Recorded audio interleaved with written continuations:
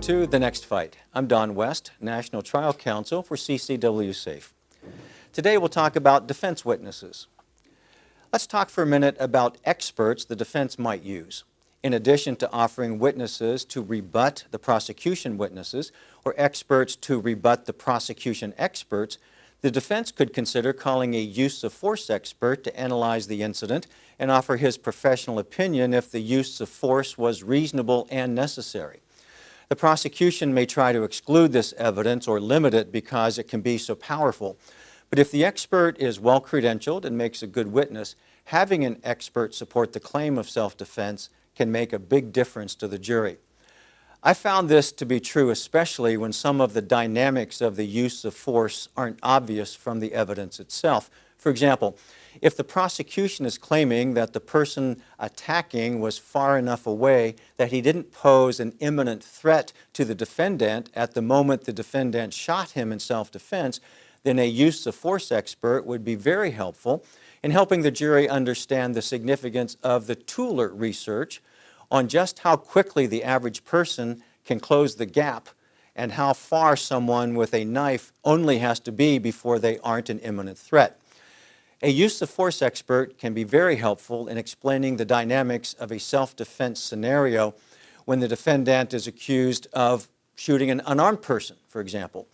Most use of force experts are former law enforcement or combat veterans and have significant training in many aspects of self-defense, including de-escalation techniques, hand-to-hand combat, various lethal and non-lethal weapons along the spectrum of force, and understand the physiological and the psychological effects of being in a high-stress, life-threatening situation.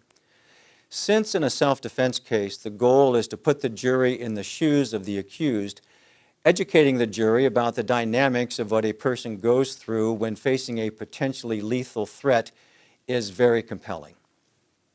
Character evidence. If the accused is a peaceful person and does not have a history of conflict, reputation and character evidence can also be offered, especially on the important point of who the initial aggressor was. This evidence is a bit tricky and can open the door to otherwise inadmissible events from the defendant's past being introduced into evidence, so I urge all lawyers to be cautious before using reputation or character witnesses. But in the right situation, this type of evidence can also be very powerful and will give the jury a glimpse into the kind of person the accused really is.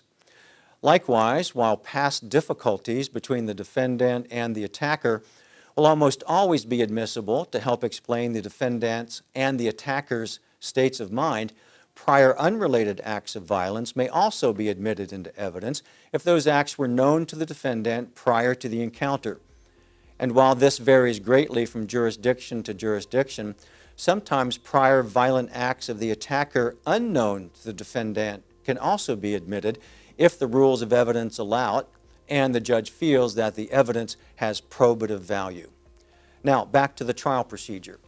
If the defendant chooses to call witnesses, defense witnesses are questioned the same way as prosecution witnesses, that is, with open-ended questions on direct examination, and opposing counsel can then use leading questions on cross. If the defense puts on evidence, after that the prosecution will have a chance to put on rebuttal evidence, and once all the evidence is concluded, the judge and the lawyers will review the jury instructions. The judge will read to the jury on the laws that apply to the case. Thanks for watching. I'm Don West for The Next Fight.